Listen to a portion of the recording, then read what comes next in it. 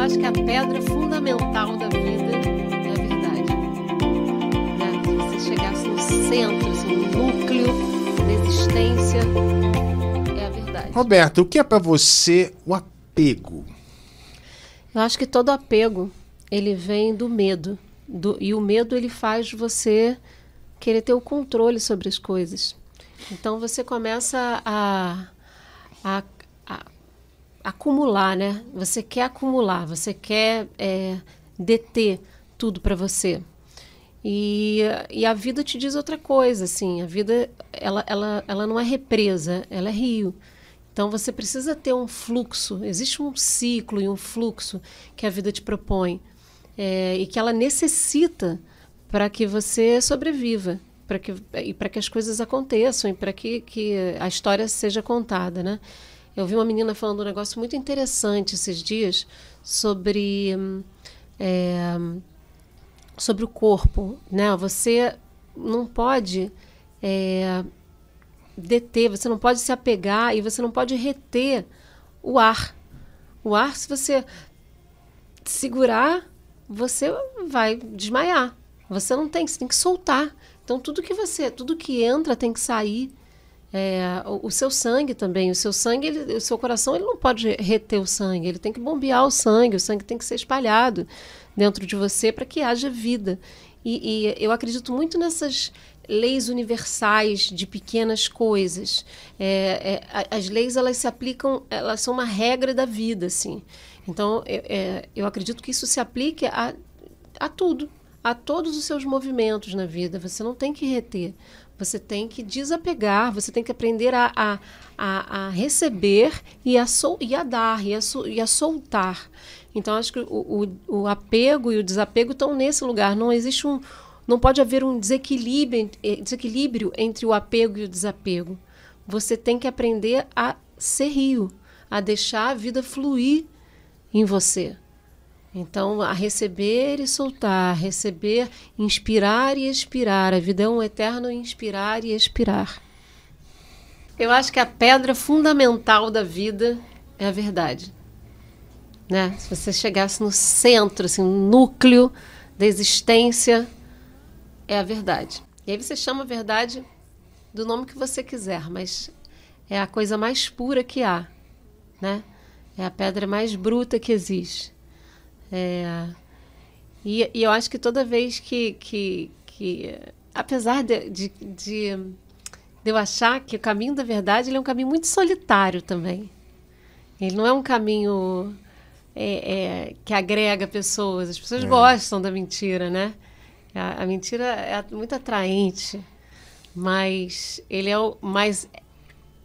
ele não tem atalhos. Ele é um caminho que demora mais para chegar. Aliás, não, ele demora mais para chegar, mas parece que ele demora mais, na verdade. O outro parece que está chegando mais rápido, mas quando você chega, não é lá. E aí você vai de novo, quando você chega, não é lá. Então, acaba que no final das contas, você chega mais rápido com o caminho da verdade, porque ele é contínuo. É um caminho mais exigente, né? Porque saber da tua verdade, cara, é o fim do mundo. É um caminho doloroso, né? O caminho da verdade é um caminho doloroso, porque se buscar, ele dói. Se desconstruir dói, né? Eu costumo falar que o amor dói, mas não é de uma forma ruim. Quando você toma uma pancada, alguém te bate e você quer agir com amor com aquela pessoa, vai doer mais, porque você vai ter que deixar aquela pancada bater para tentar mostrar um outro caminho, para agir por um outro caminho. Nem só tentar mostrar, mas para você não se tornar aquilo que estão fazendo com você. Então, amar dói. Transmutar a dor em luz machuca mais do que você dar uma porrada de volta na pessoa, né? Se diz que não existe amor sem sacrifício. Tem que sacrificar alguma coisa no amor, né? Mas também uma outra frase muito interessante: conhecereis a verdade e a verdade vos libertará. Então o apego também está envolto nesse de não ver a verdade. E por isso que eu acho que tem origem no medo, né? Porque se você, esse medo te faz querer se segurar em algum lugar, né? Ele te paralisa ali naquele lugar. E isso é uma coisa que eu aprendi na minha vida, assim, que eu acho fundamental, que é colocar o pé sem o chão. E eu aprendi a duras custas, porque eu não nasci assim, nasci com muito medo.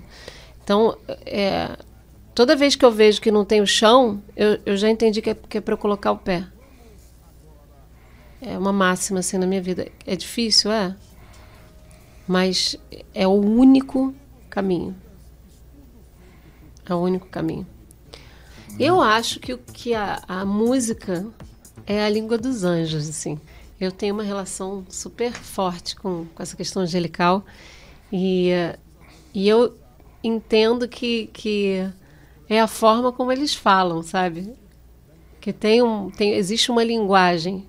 Eu acredito que a música seja uma linguagem. Inclusive, a nossa fala, ela é musical, né?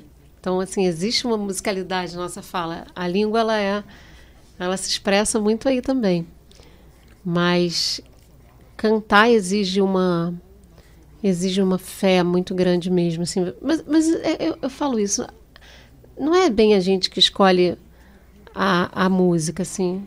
A música escolhe a gente pra caramba, assim. Ela chama o tempo inteiro, ela... Agora, lógico que tem gente que se renega, né? E acaba vivendo uma grande infelicidade porque não teve coragem de fazer aquilo ali, o seu chamado, porque é um chamado. E eu sou muito feliz fazendo o que eu faço. Sucesso para mim é ser feliz no processo, né? E não esperar a felicidade através do sucesso.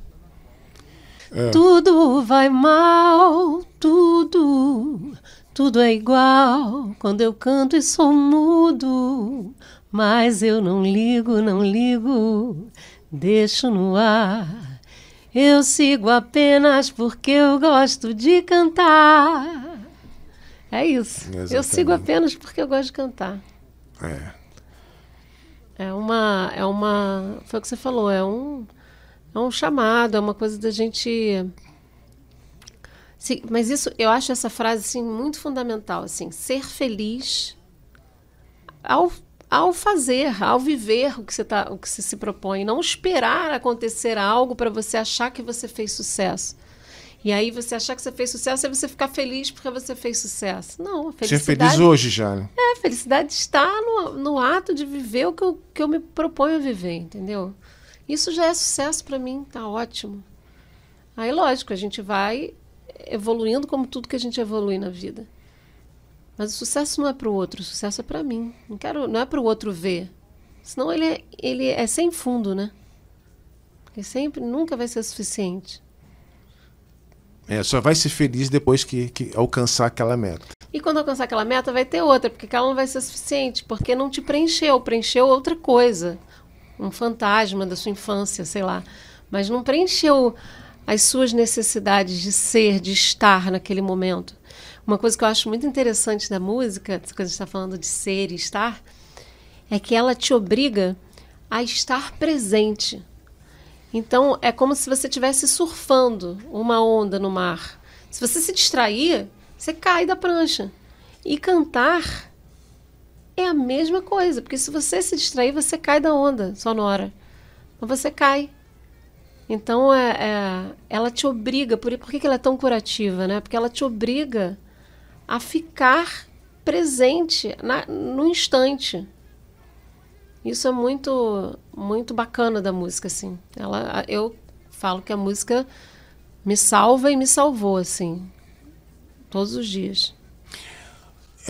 Tu começou um dia a tocar violão. Como é que começou isso, assim, da música? Um dia você aprendeu um instrumento? Eu comecei, com 4 anos eu já falava que eu seria cantora. Mas aí era uma coisa assim, que veio o recado lá do céu.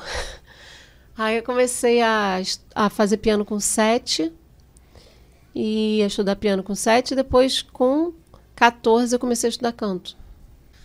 Sim, aí começou, né? Aí começou tudo. Aí tu queria isso pra tua vida, né? Eu já sabia. Já sabia que era por aí.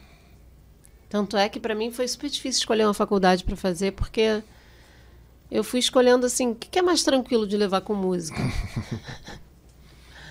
Mas Qual faculdade que tu fez mesmo? fiz publicidade. Tu não chegou a pensar em fazer uma faculdade de música, lá na Unirio, por exemplo? Não sei se tinha aquele curso lá de música popular, né? Não pensei porque eu vejo a arte muito como várias coisas. Eu não imagino a arte só a música. A música está ligada ao imagético, a música está ligada a muita coisa. Então, para mim é interessante trabalhar outras virtudes também. Publicidade teria a ver com até uma certa divulgação do teu trabalho, né? E tem a ver, me faz olhar pro visual, me faz olhar para artes plásticas, me faz olhar para artes visuais, para vídeo, para dramaturgia, me faz olhar para um monte de coisa. Mas a publicidade foi porque estava numa faculdade, né? Mas eu me esparramo por um monte de lugar. Eu acho a atuação muito interessante para música. Eu acho a pintura, do desenho, são coisas que eu tenho muito prazer em fazer. Eu sou carioca, porém não sou da Gema, porque eu venho minha mãe é do Acre e meu pai é da Bélgica. Minha mãe é católica e meu pai é judeu. E meu pai é belga, porém é filho de poloneses, e meu avô passou pela guerra. E aí fugiram, né? Aí conseguiu fugir e foi para a Bélgica, depois de passar muita coisa, né? Passou muito, sofreu muita coisa ali na mão dos nazistas. E aí conseguiu fugir. Meu pai e os irmãos ficaram com a minha avó na Bélgica e meu avô veio para o Brasil. E aí depois, um pouco mais velho, meu pai veio para o Brasil também com os irmãos, com a mãe. E aí foi um tempo depois que ele conheceu minha mãe, que tem uma história completamente diferente, que veio do Acre. E o lugar que eu já fui, engraçado, né? Agora eu fui para a França, eu quase fui na Bélgica, acabei não indo na Bélgica, mas eu conheço o Acre. E foi muito legal também a minha experiência no Acre, assim, viu onça, plantações de arroz. Uma experiência muito interessante. A gente trouxe coisa, arco e flecha, aqueles coisinhas de chuva, pau de chuva, e muita integração com a natureza. São culturas muito diferentes.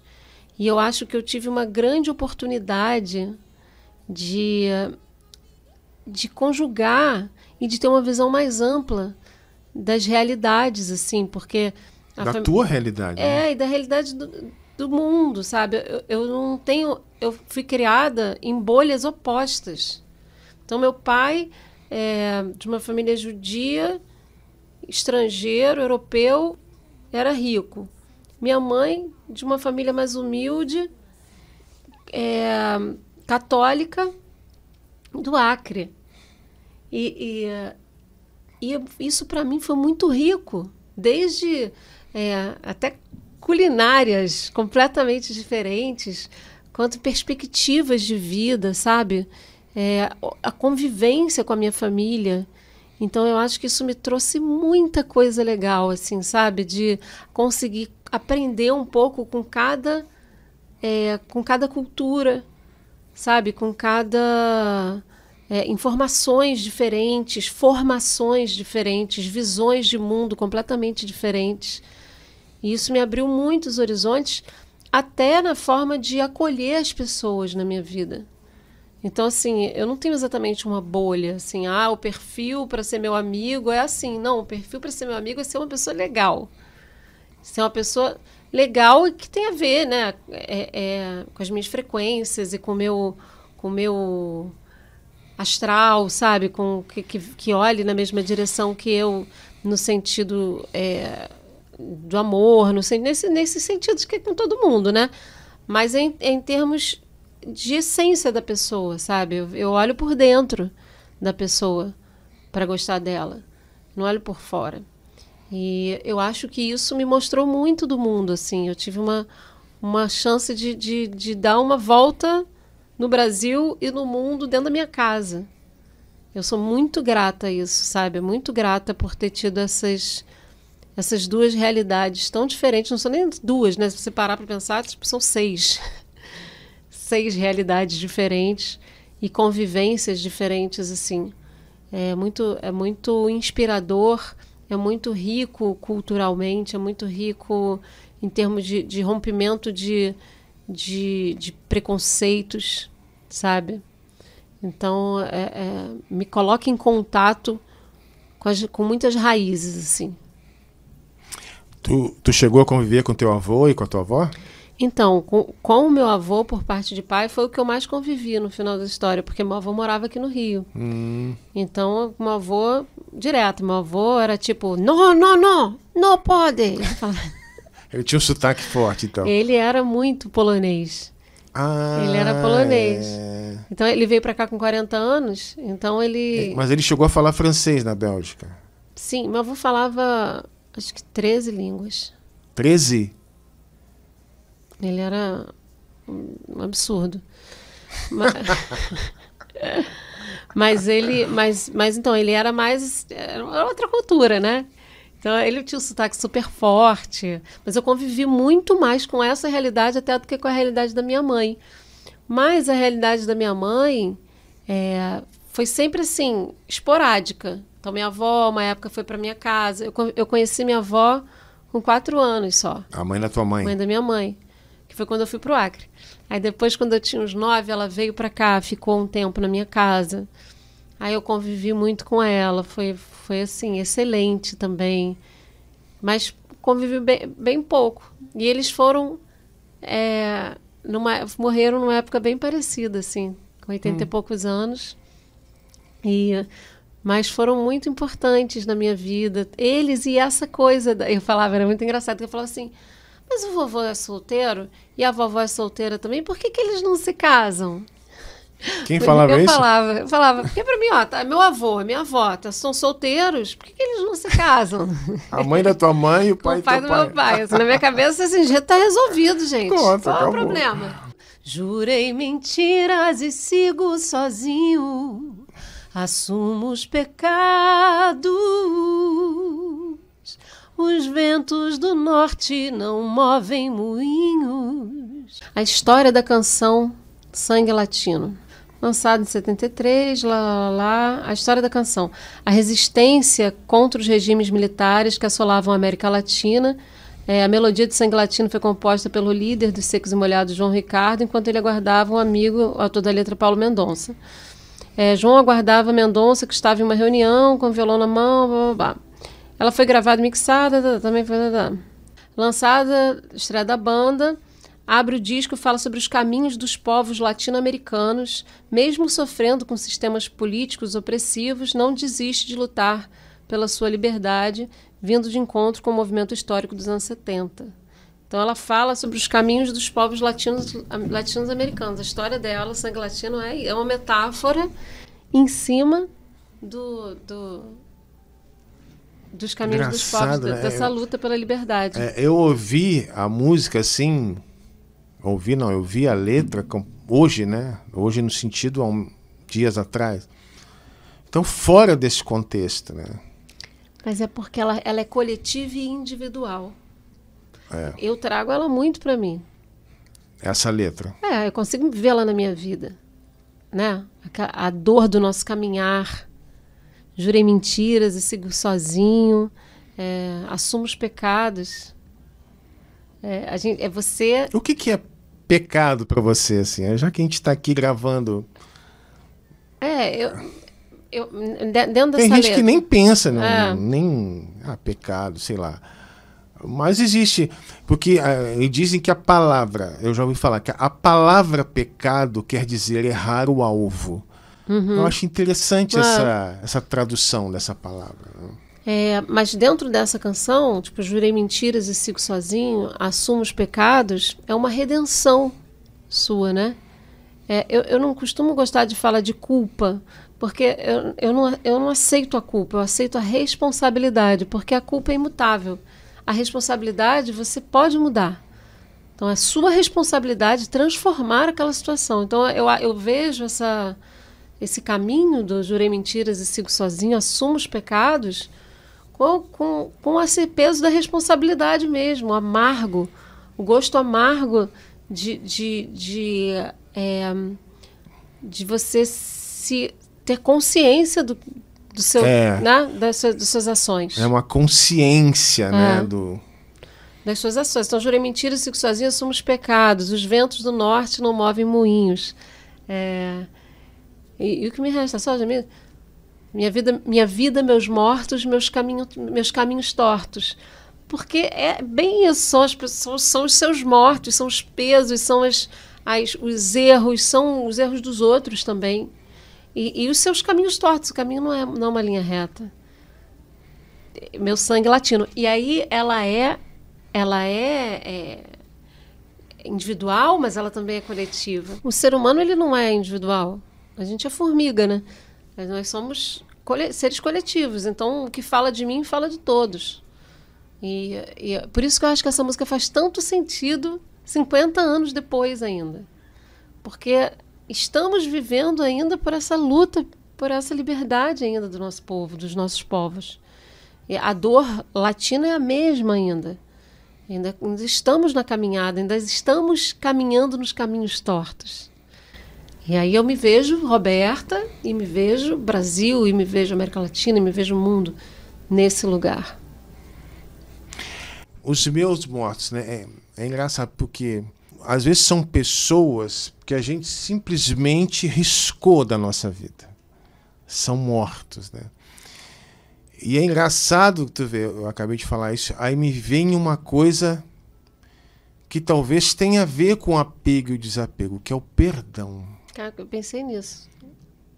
Eu não tinha pensado, mas quando eu falei a frase, me veio assim, o perdão. Como é que você lida com o perdão? O perdão, para mim, ele é uma libertação para mim. É necessário perdoar. Vou até olhar para a câmera. É necessário perdoar. Necessário. Para que você... Aí a gente volta no apego, né? Para que você se liberte daquela situação. Se você vai continuar dando chances para aquelas pessoas ou para a coisa que aconteceu, aí já é uma outra história. Você não tem essa necessidade. Mas perdoar, buscar uma libertação, quebrar essa corrente da mágoa dentro de você é necessário para que você deixe o fluxo da vida acontecer.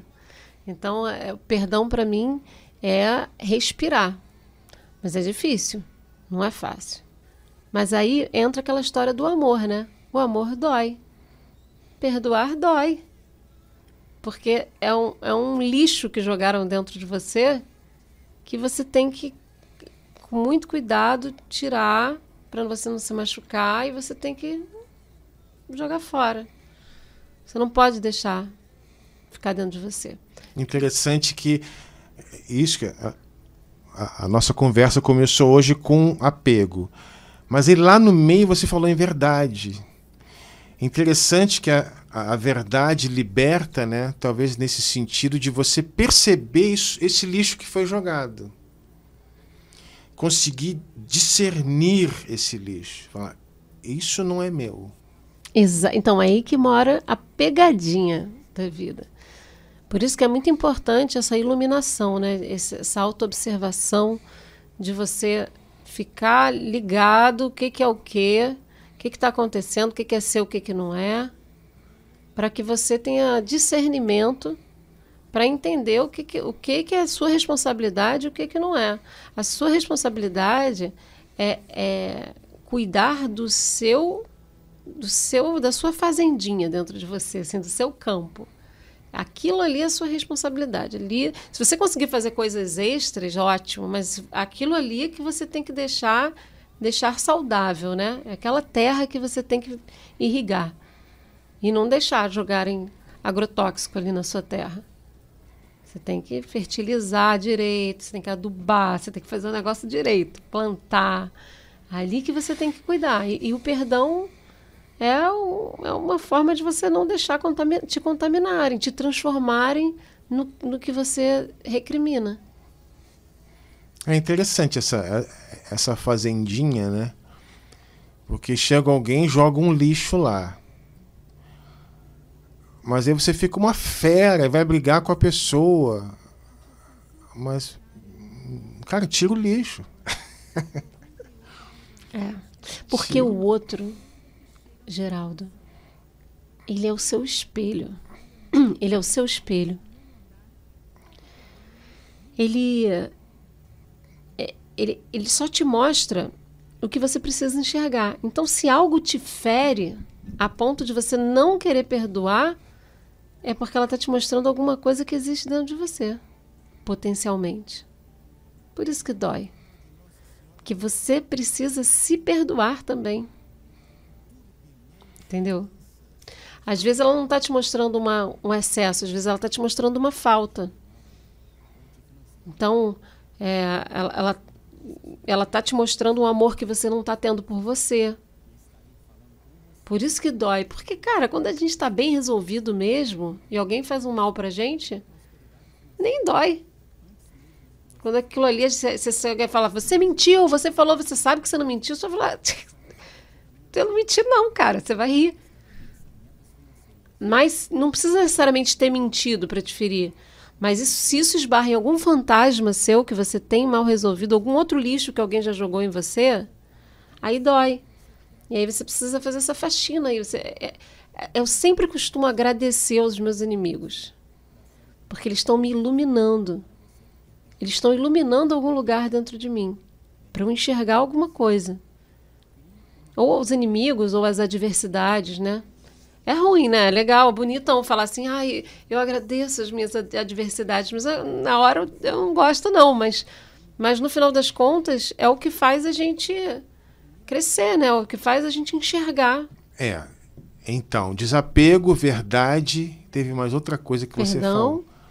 A gente chegou no perdão, né? Isso é esse caminho assim, né? Eu não sei se pode chamar isso de caminho espiritual.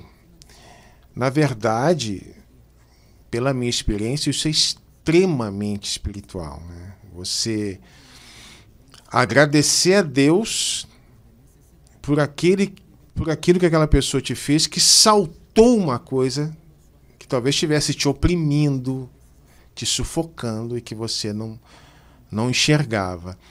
Tu sempre buscou ver as coisas assim, em algum momento? Tu sempre foi espiritual, assim, a fé, né?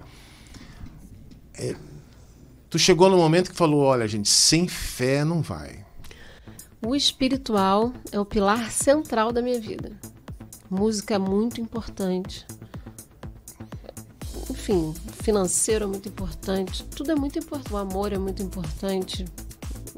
Mas o espiritual é o pilar central da minha vida, assim. E não vou dizer que sempre foi, porque quando eu era muito pequenininha, eu não sei como é que era, nem lembro, né? Mas desde que eu me entendo por gente, a coisa que eu mais gosto de fazer é sentar e conversar sobre a vida. Falar sobre as coisas, ver minhas percepções. E daí eu fui sendo... Eu tive muitas experiências na vida de chamados, assim, para me voltar para o espiritual. Então, desde cedo, eu fui sendo chamada para esse lugar. E a fé é um dom, né? A fé, ela não é sua. Você recebe, assim. Você recebe um presente que muitas vezes você pede para ter e ela vem. E ela é construída dia a dia. Ela não é uma coisa fácil. Fé não é, tipo, magiquinha. Por isso que quem não tem tanta dificuldade de entender quem tem, porque ela não é exata. Ela é mística. Ela vem de outro lugar. A gente estava falando uma coisa que eu acho muito importante, que a gente não sabia se era São Francisco de Assis, né? Mas a fé para mim, a espiritualidade para mim, ela é a ação, ela está muito na ação. Então a gente falou do perdão, a gente fala do perdão, da verdade, do amor. Não me adianta nada ficar falando sobre isso só e não ser. Então eu acho que a frase, né, que a gente falou é pregue, mesmo que você tenha que falar. Mesmo que você... Como é que é a frase? Usar palavras. Né? Pregue mesmo que você tenha que usar palavras. Porque você tem que usar ação, você tem que ser aquilo ali. As atitudes. Né? As suas atitudes no seu caminho. Não, para mim, não convence só falar. Falar, a palavra, para mim, é um rascunho. É um caderno de anotações do que você entendeu nas suas ações, no seu coração.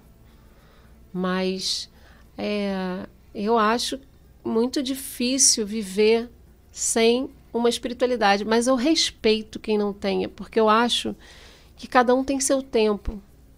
Cada um tem um chamado, cada um tem seu tempo, cada um... às vezes a pessoa ela tem uma espiritualidade que não é consciente. Conheço tanta gente que é incrível e que não acredita em Deus, mas ela vive em Deus. Ela vive uma realidade espiritualizada, sofisticada em termos de evolução, mas ela nem sabe, mas tudo bem. Assim como eu conheço gente que fala pra caramba e na hora que você vai ver as ações, tá tudo errado. Mas isso também, as pessoas têm muita mania de falar assim, é isso ou é isso. Não é. O ser humano, ele tem muitas cores, né? Então, tem gente assim, tem gente que fala e faz, tem gente que não fala e faz, tem gente que fala e não faz. Por isso que a gente tem que ter esse discernimento de entender e de se fortalecer na gente, porque senão eu acho que a fé vira também muito uma coisa de você ficar apontando o dedo para o outro. E isso eu estou falando, mas é algo que eu me observo o tempo inteiro para não fazer também. Porque você vira o Deus, você tem que tomar cuidado para você julgando todo mundo. Né? Sair julgando todo mundo. E não julgarás está aí para isso, né? E a gente, acho que agora, isso é até uma coisa importante, porque com as redes sociais, a gente é estimulado a julgar o tempo inteiro. E é uma culpa que eu falo que não é culpa, é responsabilidade, assim, porque isso é estimulado. Pô, o tempo inteiro uma fofoca, o dia inteiro rolando na sua timeline. E a gente tem essa tendência a pré-julgar mesmo, até assim, para saber se pegar uma maçã, você pré-julga, ver se ela está podre, se você pode comer, se você não pode. O nosso cérebro opera assim. E aí, nessa automatização das redes sociais, a gente fica avaliando a vida dos outros o tempo inteiro. E a gente não tem que julgar o outro, né? A gente tem que se observar, tirar nossas conclusões, mas não apontar o dedo meu Deus não é maior do que de ninguém. Ele é, no meu caso de entendimento, ele é um Deus de todos e ele é a minha experiência com ele. Não vou falar nem a minha percepção, porque não é percepção. É uma experiência. Cada um tem uma experiência divina diferente. E para quem acredita em Deus, Deus fala com cada um de uma maneira específica, que cada um vai entender, de acordo com a sua vivência, de acordo com as suas experiências, de acordo com a sua miopia, de acordo com a sua visão, com quanto você consegue entender. Então, Deus tem um tamanho, e tem um jeito, e tem uma abordagem, tem um carinho, e tem um carisma diferente para cada pessoa. Então, inclusive, eu acho que Deus fala com cada um em qualquer lugar. Ele derruba qualquer barreira para falar, ele faz o que ele quer. Mas também respeito quem não, na minha visão, não teve essa experiência ainda com ele. E quem acha que nunca vai ter, quem acha que isso é besteira. Respeito, a pessoa está no tempo dela, está no aprendizado dela, ela não vai para o inferno por causa disso, ela vai ter a experiência dela, talvez em outro momento ela tenha uma vivência disso, ou talvez ela já esteja tendo, ela só não sabe dar nome. Não existe amor sem liberdade, né? Não existe. Agora, por exemplo, uma coisa interessante assim, né? Às vezes se fala muito no amor, assim, mas quando você se depara com uma atitude tua que você não queria ter, mas tem. Uhum, sempre, né? Você, puxa, eu agi assim, mas eu não queria ter... Eu gosto muito dessas palavras assim, inveja. Eu acho a palavra inveja tão linda. Eu vejo uma coisa amarela, assim, inveja. Sinestesia. É porque... E aí eu percebo em mim a inveja. Sim, temos. Eu acho que a pior coisa é você falar assim, eu não tenho inveja. Eu sou puro. Você está mais longe ainda de chegar nesse lugar aí. Porque você tem... Aí, ó, ainda volta para a minha percepção sobre a vida. Existem sentimentos e coisas que vivem, que habitam o terreno da Terra, o que é terreno. E eles estão o tempo inteiro aqui, esses fantasminhas aqui, ó. Inveja, não sei o quê, bababá. E aí você abre a porta. Oi, inveja! Oi, não sei o quê. Oi, ódio. Oi, desamor. Oi, não sei o quê. Então, o lance é você não abrir a porta. Mas não é tão simples. Tem 1000 coisas para trás. Tem 1000 experiências que você teve, que te frustraram, que te deixaram chateada. Ou desejos que você quer. Às vezes uma ambição, às vezes não sei o quê. E que quando isso não está organizado e consciente dentro de você, você vai abrindo a porta para aquilo ali. E a gente tem. O que a gente tem que fazer não é dizer que não tem. E não é não ter. É observar aquilo ali, acolher aquilo ali, conversar com aquele sentimento. Oi, inveja, tudo bem? Senta aqui. O que está acontecendo? O que você está sem? Por que você está assim? Vem aqui, vamos tomar um café. Vamos falar aqui. E assim você abraça ela e vocês entendem por que ela chegou ali até você, entendeu? E você se resolve, e aí você começa... Por que eu tenho que... Quando eu, por exemplo, sinto inveja, eu começo a tentar olhar para aquela pessoa ali, e quando eu identifico, né? E falar, pô, cara, eu vou olhar porque ela tem ali de bom, cara. Olha que ela é assim, ela é legal, essa pessoa, sabe? Pô, olha o que ela fez. Pô, ela é talentosa. Ela é talentosa. E aí eu começo... Esse é meu mecanismo de lidar com a inveja. Eu começo a elogiar aquela pessoa ali, porque a inveja em mim, ela tende a ficar, não sei quem, que tem que me ficar falando, que não sabe fazer isso aqui, entendeu?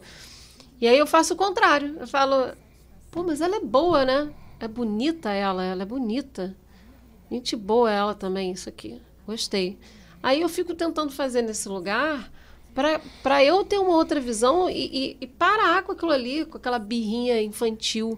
Porque é uma infantilidade. É primária, né? Ela é um sentimento primário. E a inveja é sair pra fofoca, né? E falar mal do outro, meu Deus, é muito perto, né? Me diz uma coisa, você escreve essas tuas percepções? Eu escrevo em músicas. Minhas músicas são todas essenciais, são todas falando sobre os meus aprendizados da vida. Eu tenho essa coisa de transformar em canção mesmo os meus aprendizados.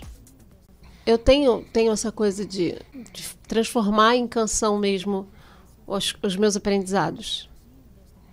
Tudo que eu observei, tudo que eu aprendi, eu acho muito importante. É o que me move, na verdade. Eu acho que eu escrevo isso porque é o que move minha vida mesmo, assim.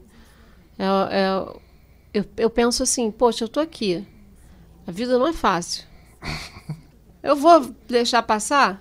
Eu vou aprender logo para resolver o que eu tenho que resolver aqui e não ficar perdendo tempo e ficar, sabe, batendo com a cabeça no mesmo muro o tempo inteiro. Uma coisa que me revolta é quando alguma situação da vida volta, porque já percebeu, ela volta, né? Quando você passa, não resolve, que você pode ser o mais injusto possível. Quando você não resolve o que você tem que resolver, ela, aparece de novo aquela situação, cara. E me dá raiva quando acontece isso, uma perda de tempo. E não é, na verdade, é porque o problema ele é muito maior, ele vai sendo parcelado, né? A vida dá uma parcelada porque você não conseguiria pagar à vista. Mas eu tento pagar o máximo que eu puder à vista as coisas, resolver o máximo que eu puder resolver, aprender, ter consciência, CDF assim com a vida, porque eu quero Eu quero evoluir. Eu quero, né? Interessante que essa nossa conversa, né? Às vezes pode pensar assim, né? A pessoa é uma cantora que já tem um certo tempo. Mas, ao mesmo tempo, é um ser humano que está no começo. É interessante, né? Não é alguém que tem... Não, você está no começo. Tinha, né? Para construir o que vem por aí, precisa da bagagem. É fundamental a bagagem para as coisas que você vai dizer. Com certeza. Por isso que é preciso estar lúcido ali, né? Preciso estar presente, preciso tá conectado, tá ligado, observar, se nutrir, sabe? Não deixar a vida passar como se não fosse nada, como se fosse só pra gente brincar aqui. Não é só pra gente brincar. Também é pra gente brincar. Mas é pra gente aprender. A vida, isso aqui é uma escola. A gente está aqui para se regenerar, assim. Para crescer, para descobrir quem a gente é. Eu acho que a gente está aqui para se desvelar e descobrir quem a gente é, que a gente não sabe. Se eu perguntar para você, quem é você, Geraldo? Fala para mim. Você não sabe quem você é exatamente. Você sabe mais ou menos assim, mas assim, a sua essência pura, você não sabe quem é. Como é que você vai ser alguém de sucesso sem se conhecer? Sem resolver as suas questões, sem... né? Porque, como tu falou, elas vêm e voltam. Chega uma hora que tu vai ter que resolver algumas coisas. E você também... É o micro e o macro, né? Quando você consegue entender coisas dentro de você, você consegue entender coisas fora de você. E vice-versa, assim. Eu tenho uma amiga que ela foi para fora do Brasil e ela ficava fugindo das coisas e mudando de país e não sei o quê. E eu falava para ela assim, você está tentando resolver um problema dentro de você, uma questão dentro de você, fora. E depois ela voltou para o Brasil e resolveu. Mas ela estava tentando... não era uma fuga, mas ela estava tentando, achava que esse movimento que ia trazer, que ela ia descobrir alguma coisa ali. Quando, na verdade, era dentro dela. Ela fez um movimento de busca fora para tentar achar uma coisa dentro. Assim como muitas vezes a gente faz um movimento de busca dentro para construir alguma coisa fora, que é o caso da música. São as duas coisas, né? O lado de fora, a vida é um diálogo. O lado de fora te constrói, o lado de dentro constrói o lado de fora. O tempo inteiro. É o fluxo. Porque eu acho que aí tudo é especulação. Que no final das contas, quando a gente tirar todos os nossos véus e a gente for descobrir quem a gente é de verdade, vai ter Deus aqui no centro. Então, eu me sinto uma ferramenta, assim. Eu acho que eu tenho que trabalhar minha ferramenta e aí me espiritualizando, melhorando na música, sabe? Minhas ferramentas. Mas quem fala é lá de cima, assim. O Keith Richards falava isso também. Quem? Keith Richards. Dos Stones. Dos Stones. Ele fala que ele é uma antena. E é isso que eu me sinto. Eu me sinto uma antena. E quando Deus quer, o espiritual quer, ele vai lá e fala comigo. Também não sou eu. Fala assim, tá aqui a antena, manda ver. Não é. Você tem que estar ali e às vezes vem. E você tem que estar disposto. Porque às vezes vem, às vezes não vem. E muitas vezes eu já fiz isso aqui, ó.